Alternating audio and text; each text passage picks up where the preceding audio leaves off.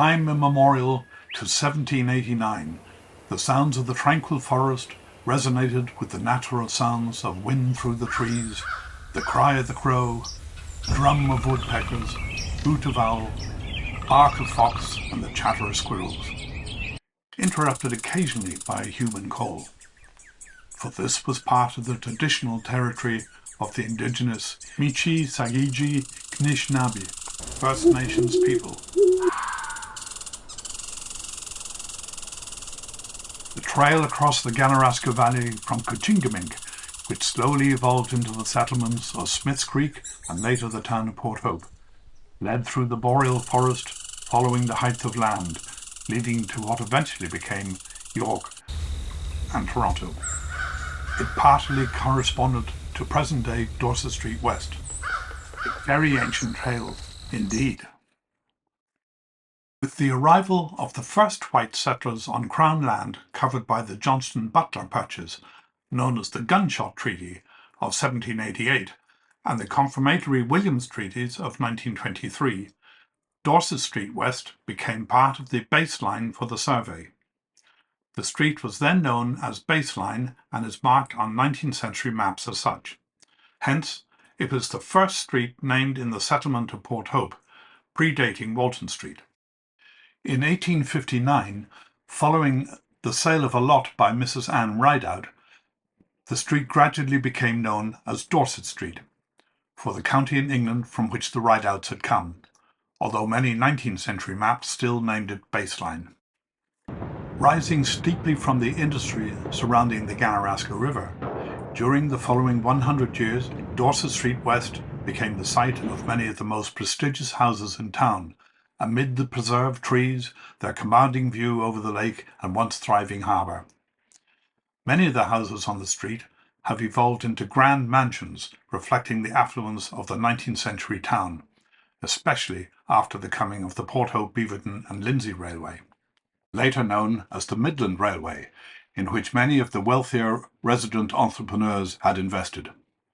This railway essentially made Port Hope the port for Peterborough and the backcountry, that, the harbour, and the opening of the Albert Viaduct, the last link between Windsor and Montreal, being just three of the important features that put the town on the map. The eccentric owner of the house commanding this view, John Cluverwell, would offer 10 cents per hour to labourers to carry boulders up the hill in order that he could roll them down again, and give payment to those who would come and listen to him singing hymns from the Widow's Walk.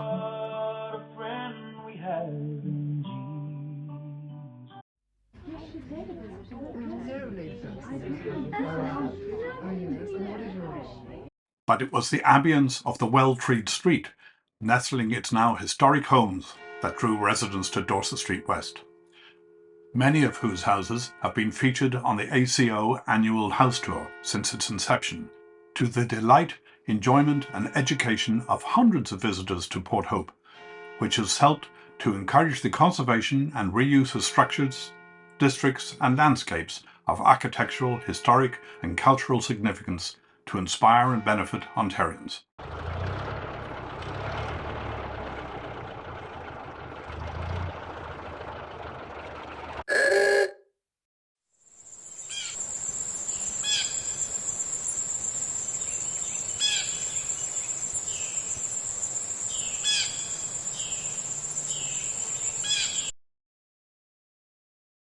In 2010, the best part of $6 million was spent on a complete replacement of the infrastructure and stabilising the entire street.